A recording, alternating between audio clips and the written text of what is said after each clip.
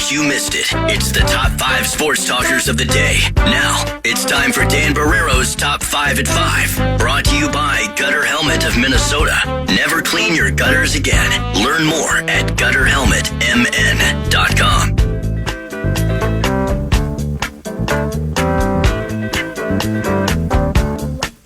Well, it's bound to happen, Gaardsy. Now we're being accused of spending too much time on the fraud story. It's come full circle. We need to move on. Why are you still talking about this? Well, let's see.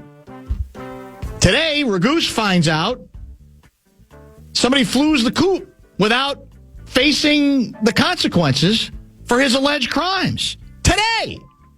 Should have ignored it. Not that big of a deal. So, wonder where he went. Wonder when he left. Well, How long has he been gone? Well, they got video everywhere, don't they? There's got to be a way to trace his steps if he went through the airport. Absolutely. Right? Absolutely. What's the old, Common used to talk about it. I don't know if he does anymore. The old Ricky Nelson song? Can't please everyone, so you got to please yourself. At some point, that's what we're just going to have to please ourselves on this because we're running the whole gamut from you refuse to hold people accountable, you continue to be a Dantifa on this story, to shut up about fraud. Everybody's already been prosecuted. There's nothing else left to say. It's a nothing burger.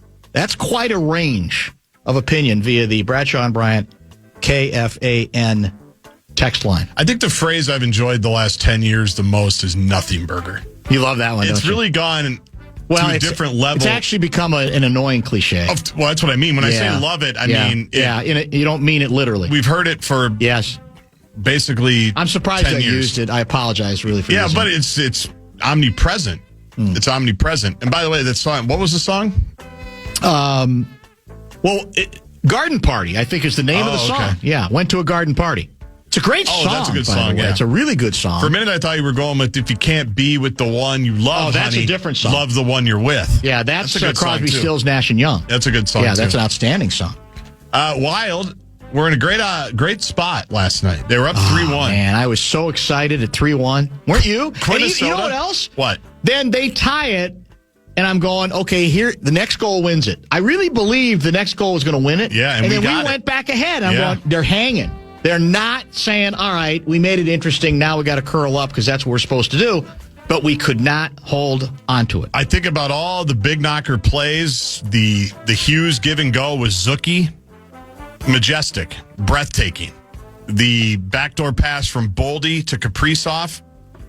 Magic. Thing of beauty. Wonderful. I mean, just symphonic. High end. Remember the days. It was tiki-taka on ice. That's what I'm saying. What it was. Remember the days when, not even just like the Lemaire era, where we had to grind it out and hope that we got the puck luck. Yeah. We'd have to, play our structure and play our system and hope that we got something. 2-1. Exactly. Now we're just flying all over the place. We had 3 power play goals, and the power plays lasted a total of like 9 seconds. Just power play for the Wild. Oh, they scored. That's how efficient we were. Unfortunately, you got to play on the other end as well. And they were a lot more efficient. They were. Because I think they had like 12 shots on goal. You mentioned that earlier. I want to get the actual... That's a little exaggeration, but not by much. Not by much. The Wild lost, by the way, in case you're wondering. Gus Bus only made 15 saves, and we lost, what was the final? 5-4, so do the math. Yeah. He only faced 20 shots, and they lose. That's not good analytics. They were in a great spot, being up 3-1, being up 4-3. But Robertson, who Bill Guerin didn't need for the Olympic team, that will be a huge story next week. Be the main story out of Dallas. I remember. Didn't you tell me, though, they've got some new injuries? Was it from last night? Dallas, one of them for sure. Okay. Let me pull that up because I wasn't prepared for that. Carl in Cottage Grove is complaining that there's been too much puck talk today. There again. The other side of it is we never talk enough hockey, and now every story you end up running the full gamut via the text line. That's the beauty of it. I just appreciate everybody that's listening for 3.5 hours. I'm with you. I agree on that for sure. By the way, we should have next week, we'll do playoff previews for both, for the Wild and the Wolves, obviously. So they're both starting next weekend, correct? Yes, exactly. And Tim Collishaw, of course, your buddy from Dallas. Have to who's include him. Not on Around the Horn anymore because they don't have that and he's show. not doing the afternoon radio anymore, so he's got no excuse not to come on. He's available. Yeah. But he brought up the Robertson-Bill Guerin thing last time he was on when he came on to talk about Kyler Murray. So Collishaw, by the way, it'll be his thing. He is a huge hockey guy, despite his roots, I think, were Oklahoma. He is a massive. He's always been a huge hockey guy, more than any other sport. Maybe, well, in football, you got to do Cowboys, obviously, if you're based in Dallas. But yeah, we're going to put everybody on next week, correct? That's the plan? I think we have to. Yeah, we do. Is it Heiskanen? He was the guy who was hurt yesterday. Yeah. Had an MRI today. He's basically day to day. It's nothing crazy from what I've gathered. And let me give you the other bit. Hints, they're hoping to have back at some point during the first series, but not sure if he's going to be available for the first game against the Minnesota Wild. So and we're relatively healthy, correct? Yeah, Eki left last night, Yeah, but then came back. He got something on his cheek, and they came back with a full shield. Now, did you see the meme that went out yesterday related to LeBron James? I don't know, did I? So LeBron James goes up. I don't know if he collides with a teammate or somebody on the other team, whoever the Lakers were playing. And he comes down as if he's been killed.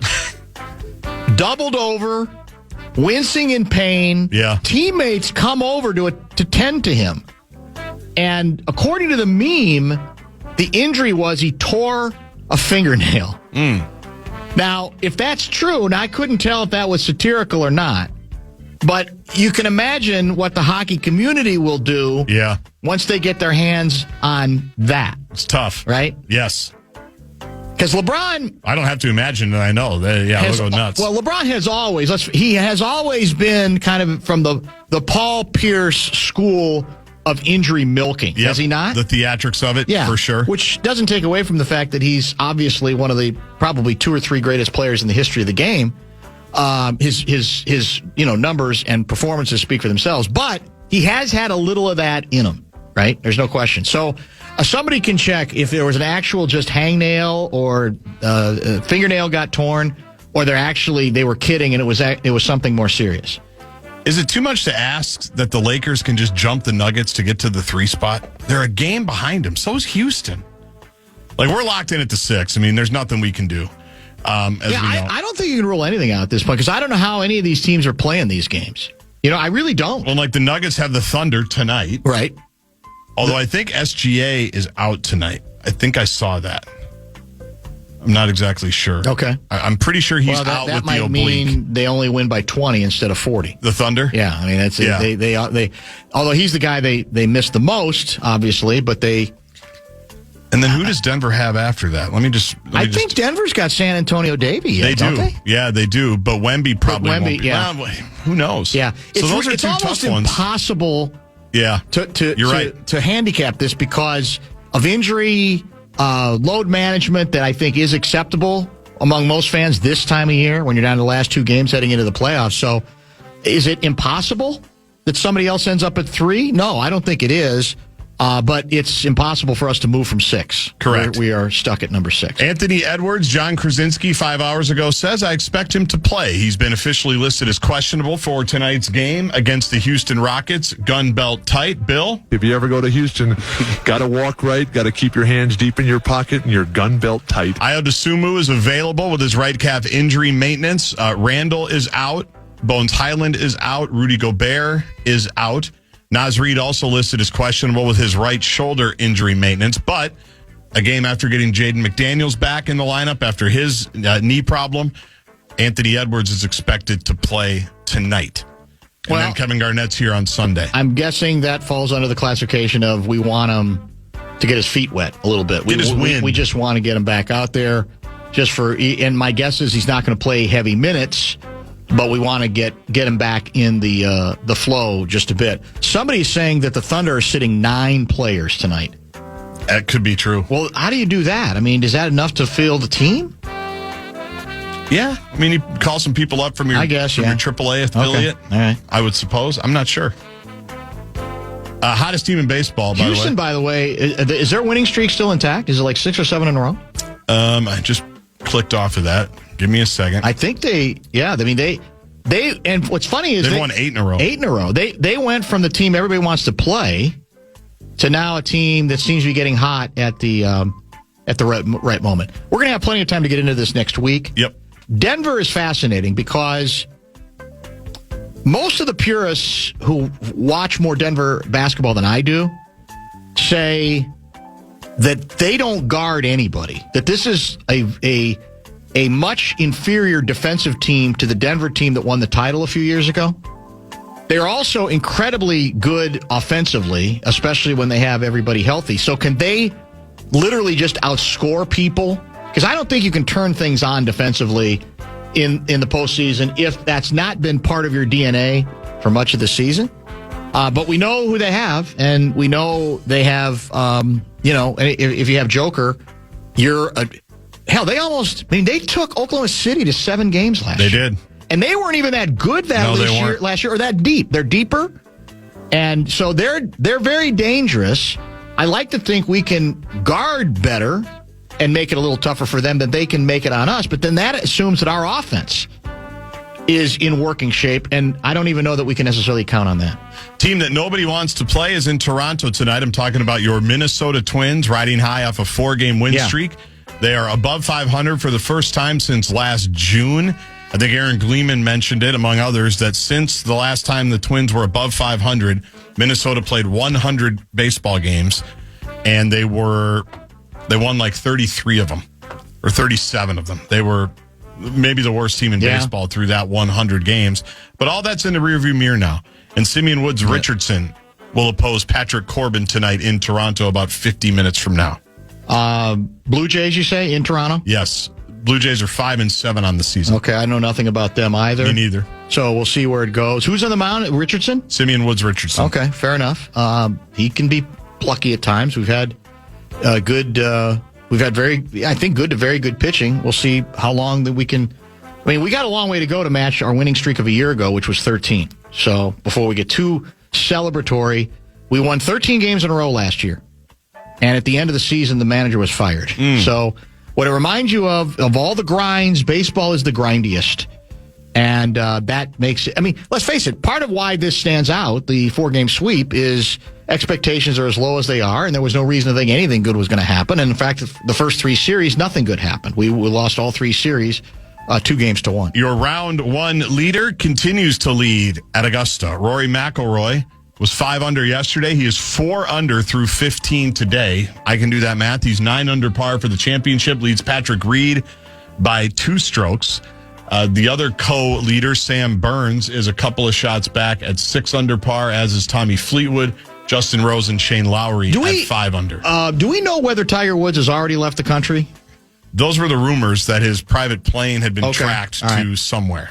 Okay. Yeah. To where allegedly it was going to be a rehab place far away from the media jackals, at least the ones in this country. With his privacy. That's it. Exactly right. All right, fair enough. So there's your top 5. There it is. We've got Double T Trent Tucker. A lot to catch up on with him. He is scheduled for 5:30. Let's get back to some misadventures at the Minneapolis City Council. Kind of a follow-up when we return. The Fan.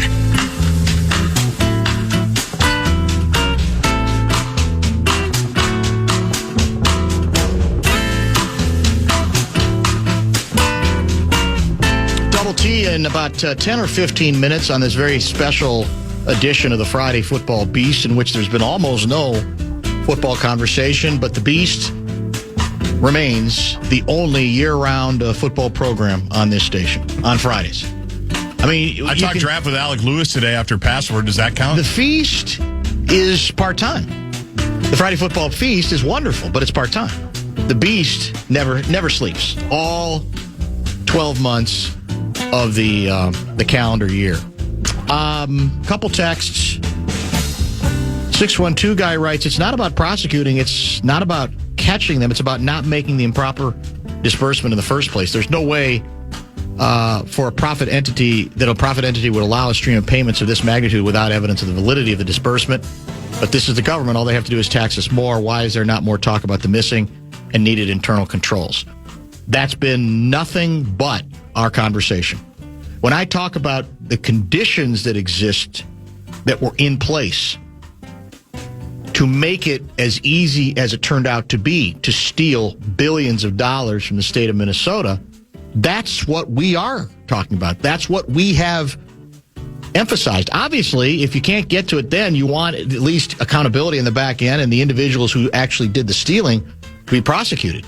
But it's the systems that failed that we've talked about. We've quoted op-ed pieces from individuals who have laid out the history of recent regimes, but especially the last 5 or 6 years in this regard.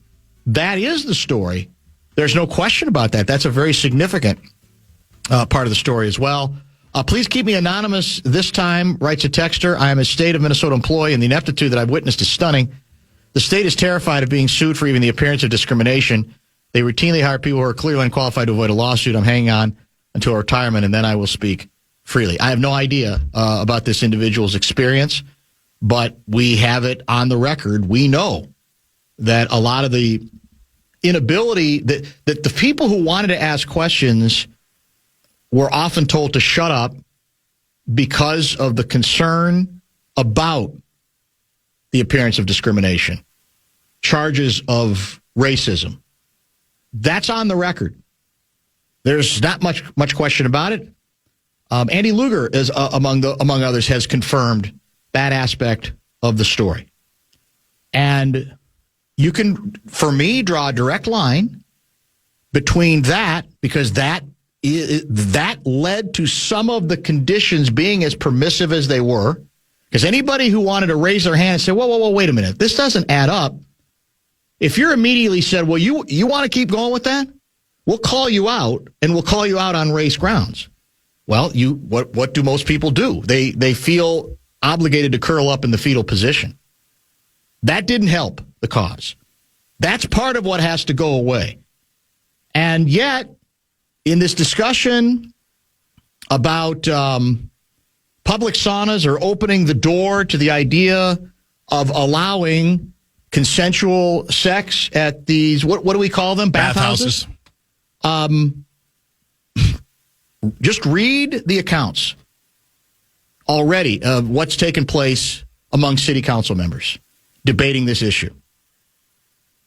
Anybody who has the temerity to suggest that the proposals here, or what's allegedly going to be under consideration, is not something that the city should be involved in.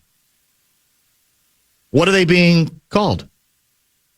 Be very careful with your language, because much of it is homophobic. It's the exact same story, just in a different context. It takes away the possibility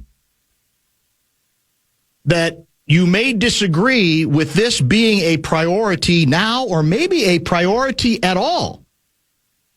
But if you do, I will warn you, you will be called out as contributing to a homophobic atmosphere. It's the exact same story under a different circumstance. And what it is done, it is prompted, it is encouraged as a strategy, because it tends, especially in this state, to shut people up. It's a dangerous accusation. No one wants to be called that. So therefore, you talk around it. Are you allowed to continue to express some of your concerns about, is this really in 2026 at the top of our list of things that we should be involved in? I will say this as clearly as I can, as we talked about with Kessler. I do not believe, and I will need some convincing to believe, that cities should be involved in the business of creating safe spaces for consensual sex of any sort in public institutions. Makes no sense. Heterosexual, homosexual, whatever the case may be. And we all know what the history is here. But the idea that position, if you take it, you immediately have to explain yourself.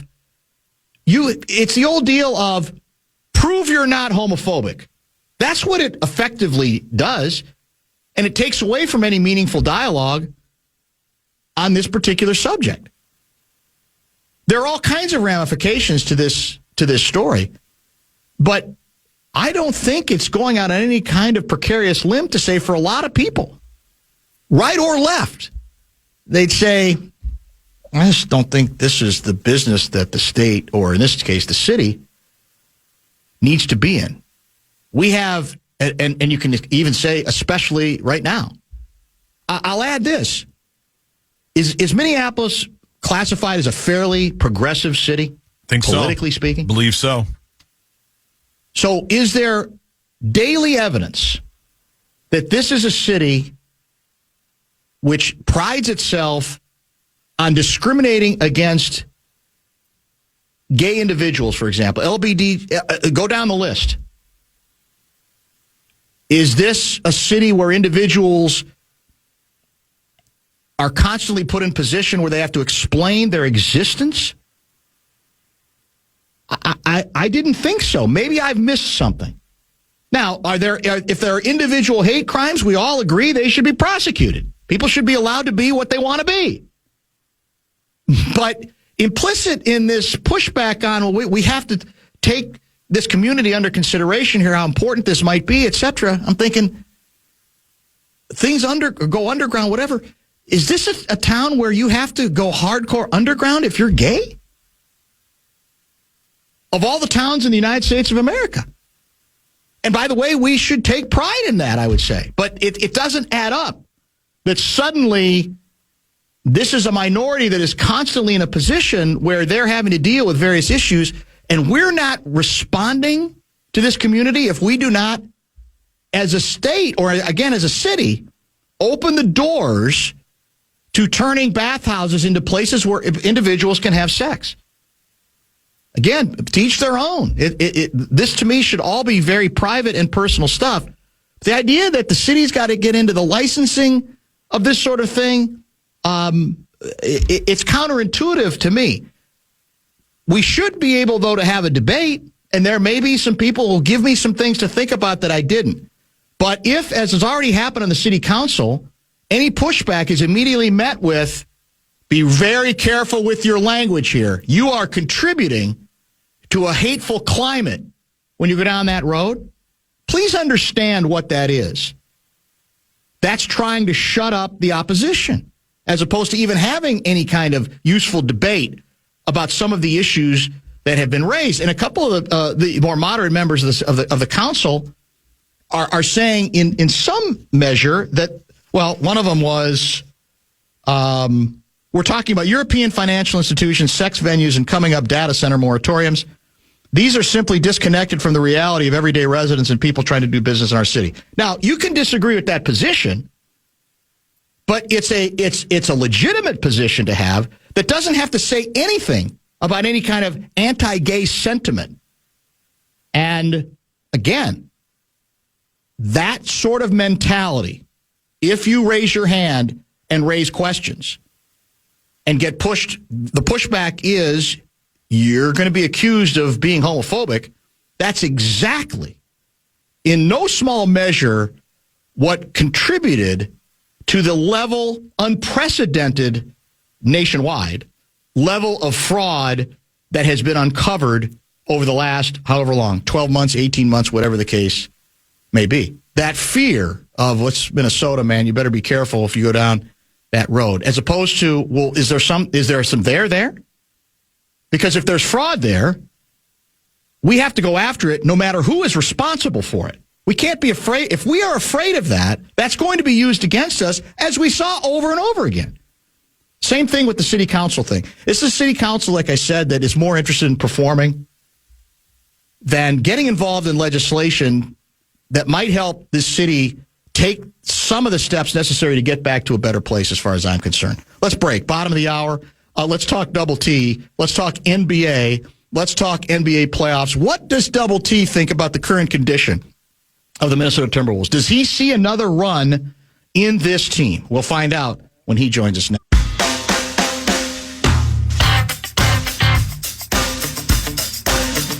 Questions for Double T. It's the Bradshaw and Bryant KFAN text line. We're going the distance today, right? Till 6:30 tonight. And we'll have plenty of time to try to delve into a couple of other stories as well as we say hi to Trent Tucker. Mr. Tucker, how have you been? Good, man. And you? Good. You sound good. You always sound good. Maybe I should ask before assuming, would you prefer we actually ask you about the Minnesota Wild in the first round of the NHL Stanley Cup playoffs or the Minnesota Timberwolves in the first round of the NBA playoffs? I would say, about 15 years ago, NBA all the way. But you know what? The NHL might be right there now. The transition for you has been one of the most, I think, interesting sports stories out there that's kind of hidden, that people kind of know, but refresh people's minds who don't know about the degree to which you've gotten into hockey and why you have become as interested in the game as you have.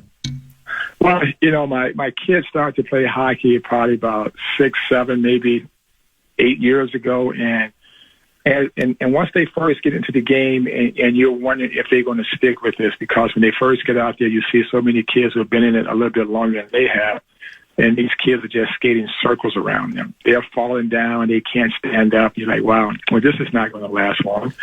But then all of a sudden, they like the game, they love the game, they stick with it, they get better.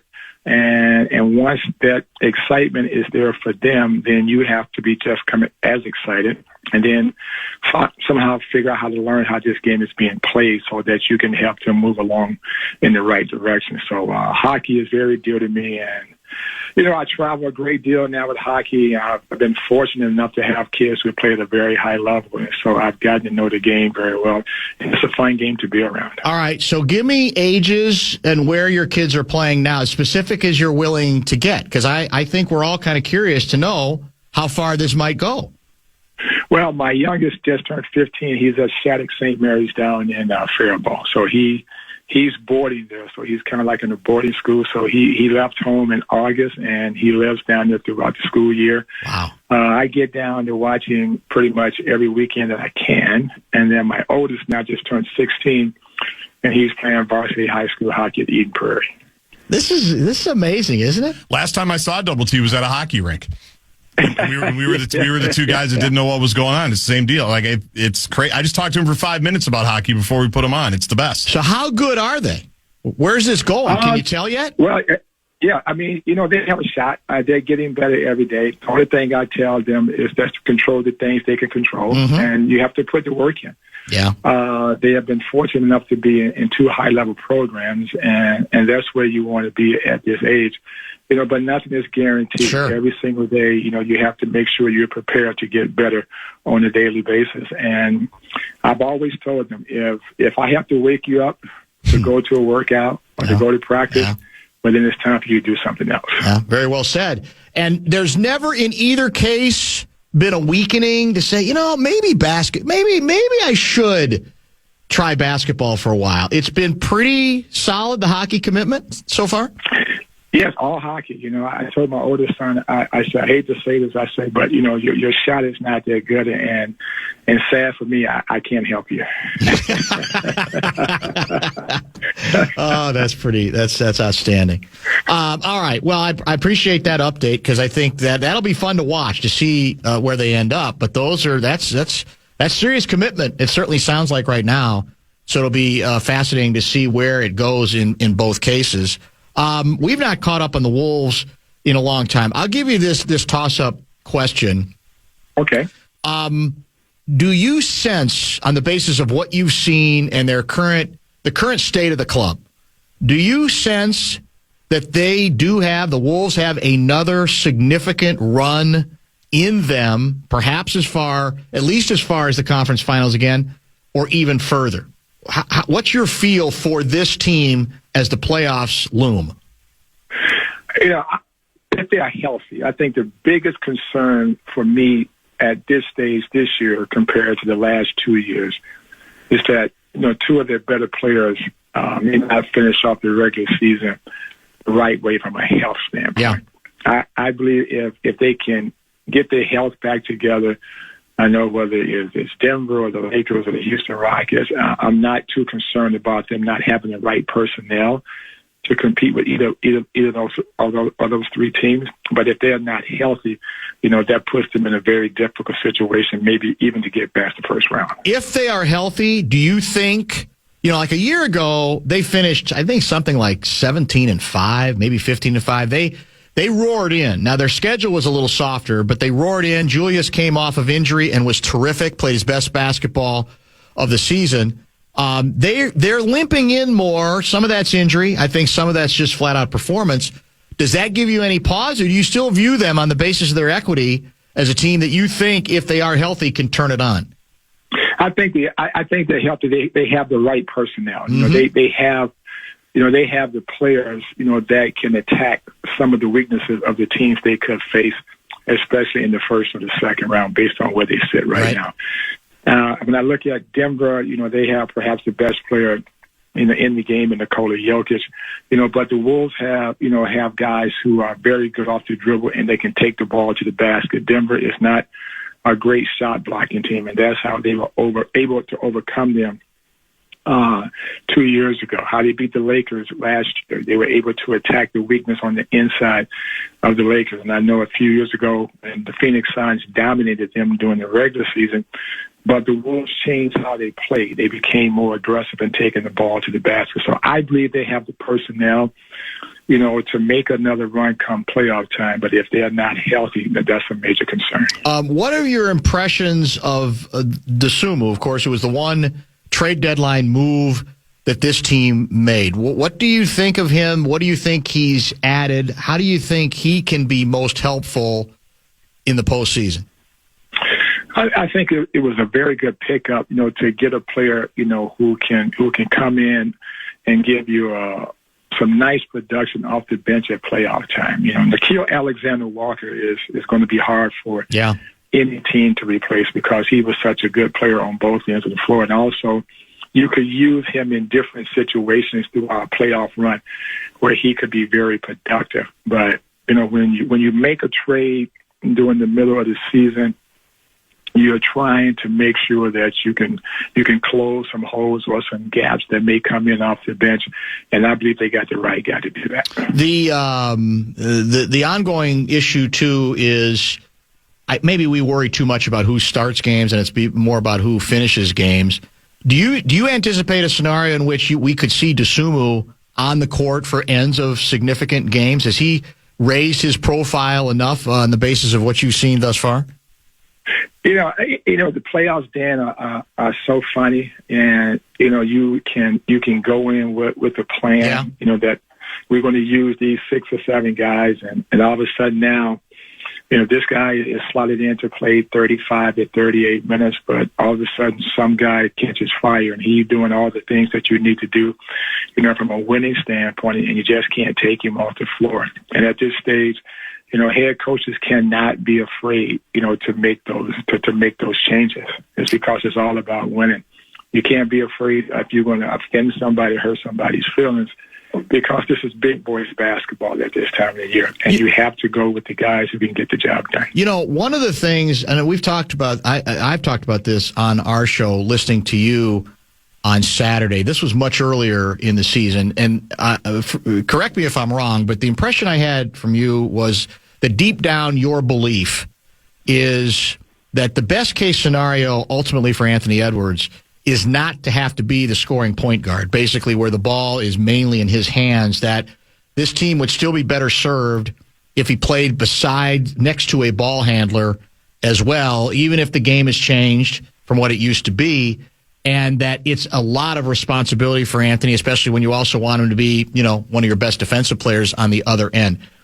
Do you stand by that? And if that's the case, do you see in the configurations the possibilities the Wolves have that they could on a regular basis put Bones beside him at times, put Ayo beside him as guys who can handle the ball a little bit, and that ultimately that's a better formula for success than basically making Anthony Edwards your scoring point guard? Yeah, I think as guys, move on in their careers, they have to change their approach to how they're going to attack things on the offensive end. And you want Anthony Edwards in a comfortable position, especially, in the latter part of the fourth quarter, where he's going to get the ball in certain spots, and then he can make plays from there. And it takes the double team or the triple team out of the equation. If you look at just how, Michael Jordan evolved as he got, past years 7, 8, 9, and 10, Scottie Pippen became the primary ball handler.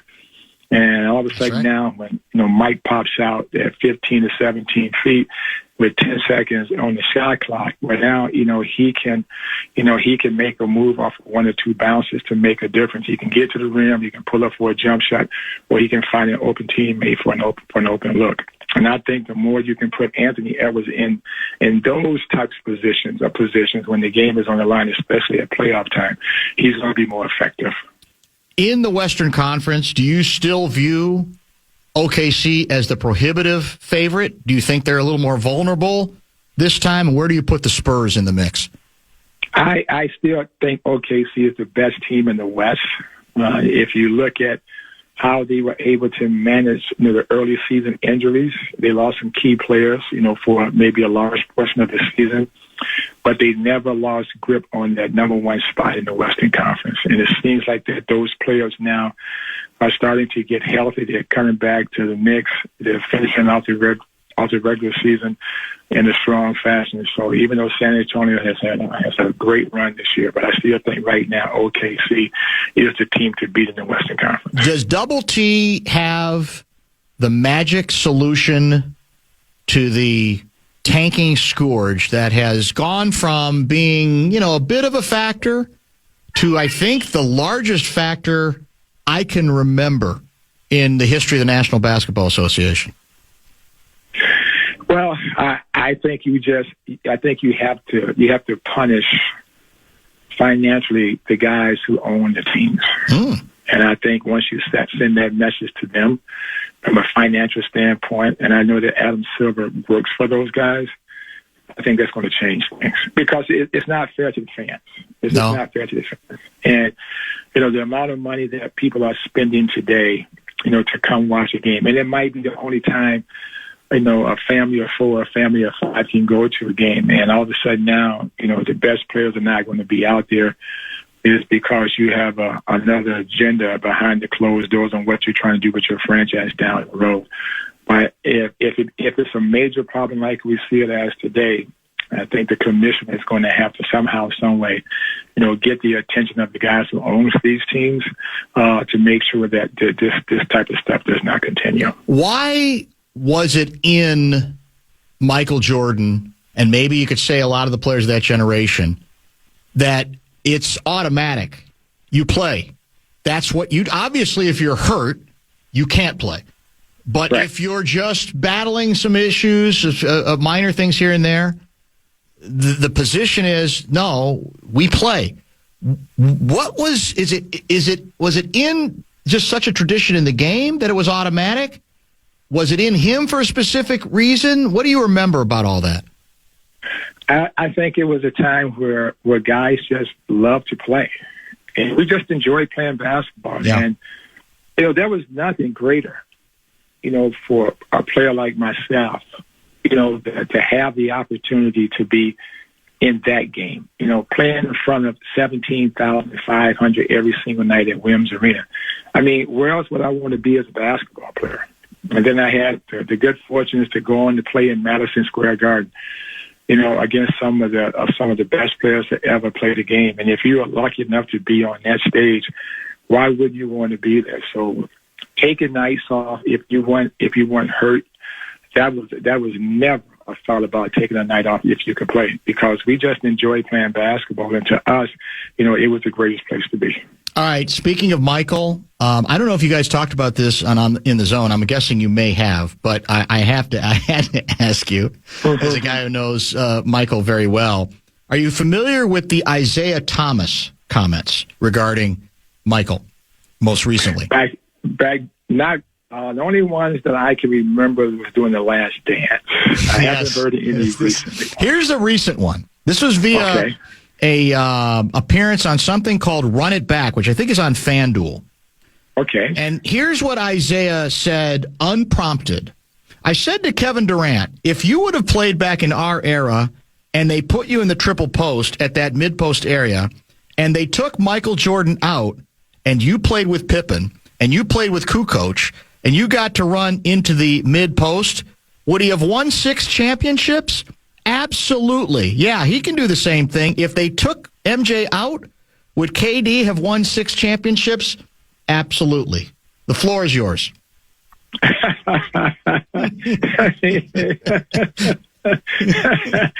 Well, I can say this about, Michael Jordan. Michael Jordan is, to me, he's the greatest basketball player to ever play. And when the Pistons were knocking off, the Chicago Bulls, when they made their run, Isaiah Thomas, we all know, is one of the all-time great players. Mm-hmm. Yeah, but other people have tried the triangle in different places, and it haven't worked for them. And the two guys who had really, really elevated their games and took them to a whole new level and gave them an opportunity to see the game a different way, where they didn't just have to use their overall physical talent, but they could use, other parts of their mental aspect to make other players around them better. But Michael Jordan and Kobe Bryant, and all of a sudden now there's a system that allows them to say, hey, you don't have to win the game by yourself. Right. You still can be the best player. You still can lead the league in scoring. But now we're going to put you in a situation where you can become one of the all-time great winners. Dan, I know that there's a lot of stuff going on, with the comments, between, some past players here, Isaiah and Michael. And most of the time I just kind of ignored and try to stay away from it. But the only thing I know is Michael Jordan won 6 NBA championships for the Chicago Bulls, and Kevin Durant had to leave Oklahoma City to find a team that could do that for him as well. There you go. And again, Kevin Durant, I think will agree, is he's an all-time great skill scorer. But and we all know why Isaiah did it. He just always likes to poke the bear in Michael's case. We get that. Yeah. But he leaves out so much about, so much better than I, the mental side of what Jordan represents that just isn't in KD. And that doesn't make him a bad person, because there's very few who've had that fire in them. It's to me, it's just ludicrous to even think about that, because he's just talking about the offensive skill, which is terrific, but he's leaving out so much of what Michael represents. Well, from an offensive skill standpoint, you're not going to find many guys who have played this game that's better than number 23. That's right. And I have had different comments from different guys throughout the years about when, Michael was at North Carolina and Kobe was coming in as an 18-year-old, and they say Kobe was ahead of Michael. I said, well, I beg to differ. And the guy said, why? I said, when Michael came into the league, nobody saw him becoming the player that he became, right? They said, yeah, that's true. I said, no one all of a sudden developed him over a 6-month period to allow him to be the best player in the world.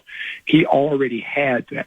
What at North Carolina, Dean Smith did for him, he put Michael Jordan in a system where he didn't have to show that he could be the best player individually, but he was preparing Michael Jordan to be the best player at the highest level. So that talent that we saw his rookie year when he got into the league, that talent was already there. 2 last items for you. One is related to the 65-game rule. It's getting a lot of attention, again, because some players who are clearly legitimately injured, right? They're out for legitimate reasons, including a punctured lung, or I should say a collapsed lung, I think, in the case of Cade Cunningham, are, going to be deprived of a lot of postseason awards. My own position has been, it is funky. I don't like it, but there was a reason that the rule, I think, had to be instituted. Other people are saying, no, it looks stupid now. You got to revise it. It's not allowing us to reveal the kind of the story of this current season. What's your view on the 65-game rule and whether you think it should be moderated? I agree with you. I think they had to do something. It's because, the players and the teams put themselves in this situation. They have no one else to blame but themselves. When the players decided to load manage because the teams implemented this rule, all of a sudden now it was hurting, the integrity of the game. It was killing, the fan base and the perception of the NBA that it was not the right perception that Adam Silver wanted to see. So he had to do something, to encourage the players to play a certain amount of games throughout the regular season so that the fans still could support this game in the right way. I understand that it may not be fair to a guy who has a legitimate injury, but overall, at the end of the day, the teams and the players, they put themselves in this situation. You love basketball, made a great career out of it, maximized on so many levels. And the game means a lot to you. There's no question about that. And you have a sense of history for what came before you and what you played with and what came after. Are you worried? How worried are you about the state of the game related to the two issues we've discussed? Is it a Midland thing that is worth discussing, but not a sign that the growth and the health of this game might actually be somewhat in jeopardy, or is it something you go, this is big? I am concerned that we got to get leadership in place to get this stuff under control. I think we have the right guy in the NBA office who understands the importance of making sure that we get this thing right. He's walking a fine line. It's because he works for the owners. Yeah. He can't come down too hard on them publicly, but he has to make sure he doesn't lose his fan base. And also he has a lot of, high-paying customers who are supporting the NBA that he has to please as well. But I'm not too overly concerned about, league not going in the right direction. I think Adam Silver is the guy, to lead this organization and this league in the right direction. So I'm okay right now knowing that he has taken some steps and making sure that he corrects some of the problems that he's going to face down the road. Last item. This is from a 218 guy, and it sounds like a very loyal listener to the In the Zone program. And I want to read a text from him to get your response to it. I don't know if he's fairly characterizing what he says he is. Here's what he writes.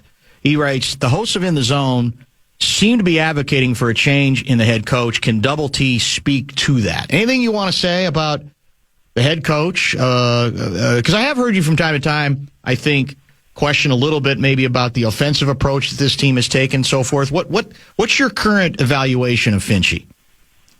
Well, I like to see him at times be more, more aggressive and holding guys accountable and making sure they do the right things here and there. Mm-hmm. Is because at the end of the day, it's all about winning and putting guys in the best position to be successful.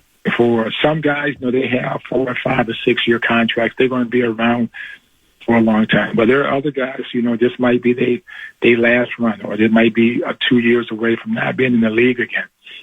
So when those times come to make those tough decisions, he's the head coach, just step into that situation with a great deal of confidence, making sure that you understand how to get your team prepared to play against different teams throughout the playoffs. And don't be afraid to make the big decision. Well said. As always, great to catch up. And we will be definitely in touch as we get into the playoff season, man.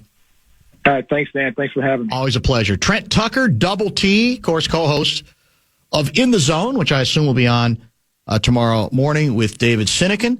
Kind enough to give us extended time today.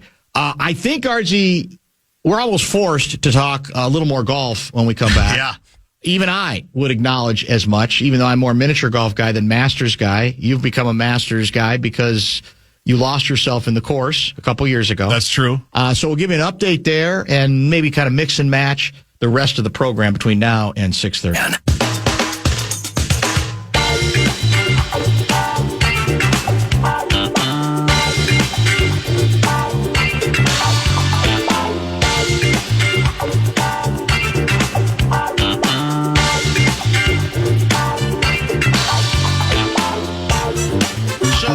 Are these numbers right?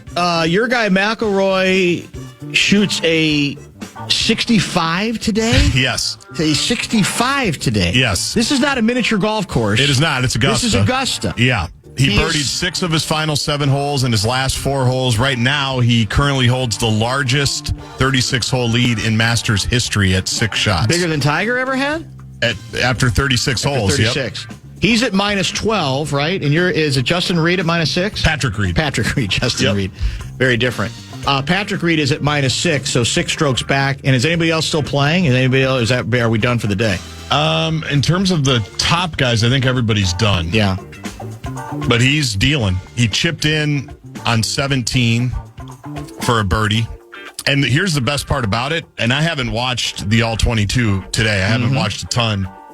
But the golf community tells us, and even I just listened to his post-round interview with ESPN, he's not driving the ball very well. He's kind of all over the place with his driver, so he's kind of had to scramble a little bit. And including on the hole on 17, I think he found himself in the trees and had to kind of lay up a little bit. But that's what's been crazy is he's 65th out of 90 guys on tour today driving the ball, and he shot the best round of the day. So his short game's pretty good. Must be. It's fun. Watching a golf guy go on a heater. Yeah, and then is fun. And the smile on his face as he's walking off, basically going, knows. I got this. I've licked this, man. That's what it looks like. That's what he looks like. He's like, he's like, well, I'm sorry, I can't help it. Right. I'm him locked right now. in right now. Yep. Yeah. It's an amazing thing to. So will anybody bother to watch the rest of? Well, actually, they will, if for no other reason than how much can he dominate? Right. That would be it. Or does he have a Greg Norman-like meltdown? Does he have a meltdown like he has had from time to time? That's true. You'd like to think, and the theory going into this year's Masters was wait till, actually after he won it last year, people were saying it.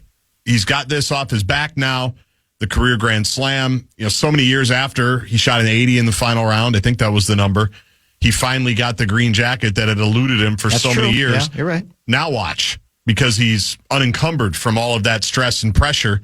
That was the theory, and we're kind of seeing it play out in real time now with just how well he's playing. He did say, though, he said, the guy asked him, how do you not get ahead of yourself? And he goes, because I know what can happen around this place, good and bad, that quickly. So, but someone's going to have to come get him, and he's going to obviously have to give him the opening, but he's playing great. There's no question about it. And the beauty of it is the people there in the gallery, they had a chance to immerse themselves in it because they didn't have their cell phone. There are no personal videos of that hole out on 17. They're all ESPN or Amazon Prime. What are the rules at the Masters regarding, like, you the man in the hole? Do people do that there? They don't. They don't. They really don't. And is that because they know if they do, they'll be booted? I think so. Yeah. I don't know if that's expressly brought up, but I think people just understand. Like, the other thing you can't do there is you can't run. If you start running, they nail you? They nail you. I think I've told the story, but I was there on the Wednesday par 3 contest day, and it was hot. It was 80, 85 degrees Steamy. or whatever. And I remember I was standing, back up on kind of a little hill, and all I did was for a second, I turned my hat backwards. Like where the brim's face, I just turned my hat around like I usually would do. That's all you took? All it took? And somebody came up within a minute or two and said, hey, turn your hat back the other way, and just kept walking. I'm like, I didn't even know it was a rule. But you just, okay. Did you get in their face? No. You said, you want a piece of me? So, or what? Yeah, what are you going to do around to me? Or what? What are you going to do to me? But, so that's what. Even that. Yeah. Backwards ball cap is enough. Because I was just kind of like running my fingers through my hair to get sweat off. I doubt it was you were like, No, I wasn't trying to be insubordinate or anything. Man. And I was just trying to get some relief. Is there a dress code? Not really. I mean, I think just normal golf stuff. You can wear shorts if you're in the gallery? I think so. You don't have to wear just long pants? I'm positive I wore shorts, yeah. Yeah, because it can get pretty steamy in Augusta, I was saying. And it was that day. It was that day. But it reminded me of when I've been around the Secret Service, like at the Army-Navy game, and the way that they talk to you, Secret Service agents, and you just do what they say.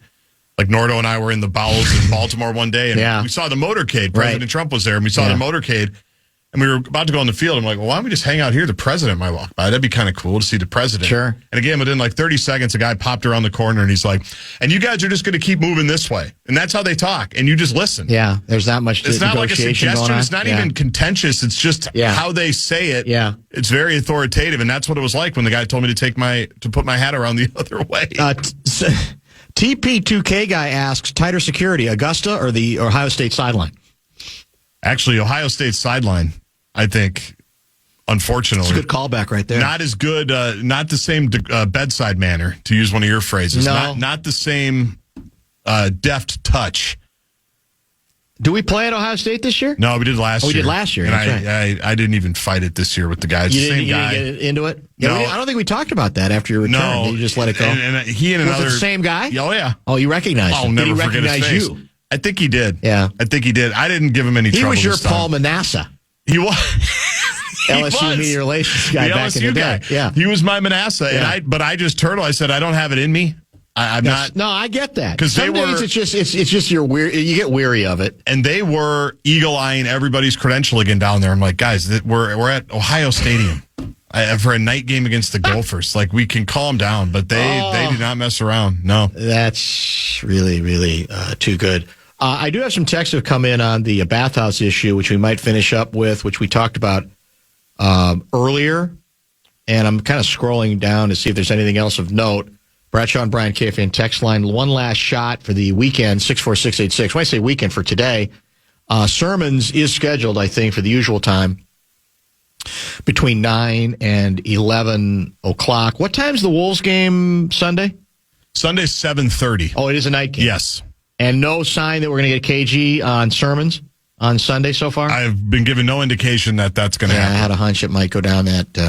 Do our insiders give us any insight into just how prominent a role KG will play in the festivities on Sunday? I haven't asked, but I'm surprised we haven't been given details about it. Like a press conference before the game or Yeah. what he is going to do. Because that is the thing. Johnny hasn't written about that yet either? I haven't. If he has, I haven't seen it. I was talking to somebody about that last night in terms of, are you going to the game or are you not going to the game? And yes, it will be cool to have Kevin Garnett there, but what's he going to do? He's just going to be sitting there. I assume he addresses the crowd. I'm sure they're going to show him. Yeah, they got to. Yeah. But then what? To quote Dark Star, then what? Yeah, that's the question. I don't know. Yeah, well, maybe they're going to surprise us. They want it to be all. Will he throw some T-shirts out in the crowd? Yeah, I would think he would probably do that. Probably too. have to. Yeah. A lot of the former players. Any of his other teammates going to come back with him, or is it just all about KG tonight? I think I did hear there's going to be some other ones. Oh, is that right? I thought so. Spree? I don't know about Spree. I have no names for you. Cassell's still coaching, so Yeah. I wouldn't think it would be him. Wally? I'm not sure that'd be at the top of the list. He's been back. No, those two. Rick Rickard? Rick Rickard would be the other one you'd wonder about. Joe Smith, he's got to be, doesn't he? Joe Smith. Stress of both worlds, Troy Hudson. Well, Huddy's around a lot. Is he? Is that Yeah, true? he's bounced in a little bit. Yeah, I think he's local still. Sam Mitchell? I don't think I'll text him. Sam's I haven't heard anything from him about him coming, because that would be a natural. That was his mentor. He's back got to the come day. in for the ceremony. Isaiah Jr., J.R.J. Ryder? Where is he? I don't know. Did we talk about I don't know who had him on a podcast, There's too many podcasts. and that's the problem. There's too many former players with podcasts. And it was basically Ryder laying out just how easily he scored on a bunch of great NBA guards, and how, he was misunderstood and he was better than people think. And, Yeah. of course, he's got the people around him aren't going to argue with him. They're not going to say, but then Not gonna push back. why did you have the career that you did? It's just, no one needs to savage J.R. Ryder at this point, but you kind of ask, if you go down that road and romanticize and pretend, and by the way, the guy who, when presented with that, the guy who ripped him was Mitchell, Sam Mitchell. Said, all this stuff, all these sound bites you're showing us, or you're giving us that we're listening to, not one of them said anything about whether the team won or lost the game, Wow. which Yeah. I thought was pretty powerful. That's very Sam Mitchell-like. We'll come back and remind you of what you might have missed on a very controversial edition of The Beast, and then set you up for the rest of the night. Stay tuned. Show Wrap is presented by American Pressure, commercial-grade pressure washer since 1975. It's the Bumper to Bumper Show Wrap. Well, we covered all, and enough said tonight. Fox 9, I have no idea what time we'll actually be on. Check your local listings. Get the Fox Local app. You can watch the show that way. We cover the Twins, the Red Hot Twins. We cover the Wolves. We cover the Wild. We cover the bathhouses. We cover Iran. Very eclectic edition of the program. And it'll be me, Gaardsy, and Lori Fisher as usual. Want to thank our guests today, including Lou Ragoose. And Lou's got an update to the story he was discussing with us at 4:15 today Is that regarding right? the fraudster who fled the U.S. days before his trial. The judge, according to Lou, who set bail for the fraudster, was warned by a Minnesota Attorney General's office investigator that Saeed, that's the last name of the individual who fled, Saeed's family lives in Kenya, and they worried that he would indeed run. So, again, I don't know what options the judge has, because there were two bail thresholds, right? A high bail and a lower bail as well. High bail was unconditional, high bail, right? Yep. Yeah. Where he could keep his passport and things. Precisely. So I don't know how much discretion there is there. Maybe it's something we can delve into going into next week. But it looks like that would fall into the classification of, okay, we're going to cover our rear end here. We did what we could because the embarrassment is obvious and the fallout is obvious as well. Also want to mention, because I had a texter who suggested that I was making it sound like the city would be like running one of these bathhouses. Obviously, that's not the case, but they are opening the door by changing the laws that no longer, by which right now they're outlawed. They're opening the doors. It's a distinction not worth making to me. And again, the assumption is there's going to have to be some licensing involved, right? Given all we've read and heard for those who are in favor of going down this road as well. So to that extent, there by definition needs to be city involvement. But I think we all understand, not saying there's going to be a City of Minneapolis sign over the place, but there is participation to the extent that you're opening the door on sanctioning the policy. And then somebody texted, half sarcastic, half not,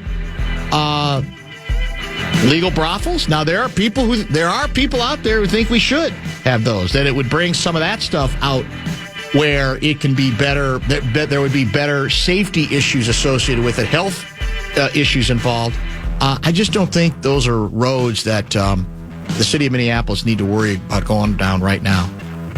We have a number of significant issues that I think are more important, more practical. And I'll stand by my position that I just don't think that the city needs to be involved in the sanctioning, in effect, opening the door to places in which this sort of activity is going to go on in a public place. And again, it raises the issue if your intention is to just use those facilities for, more conventional activity, why you would have to be subjected to any of that or be concerned. I mean, we know that stuff happens anyway, right? We're aware of that, but it's very different when it's actually, to me, you're sanctioning it as a city. It's a city that has a city council that wants to try too hard to be the most progressive in the country. And even in some places like San Francisco, they're actually trying to swing the pendulum back a little bit, as we talked about regarding a couple stories early in the week. There is a part of me, and we didn't get into this earlier, but we have before, that says, I mean, you can make the argument that these representatives are being duly elected. Somebody is voting these folks in. Yeah. And so, to a certain extent, you go, well, then perhaps we shouldn't be so surprised. And the only way it's going to change is if enough voters come to the conclusion that having city council members who are so far to the left, they make the mayor of the city of Minneapolis seem to be a crackpot conservative. Nothing's effectively going to change, and we're going to continue to go down this particular road. Also want to thank Double T Trent Tucker. He joined at 5:30, and Lavelle went early today. At 3:30, we talked some baseball early.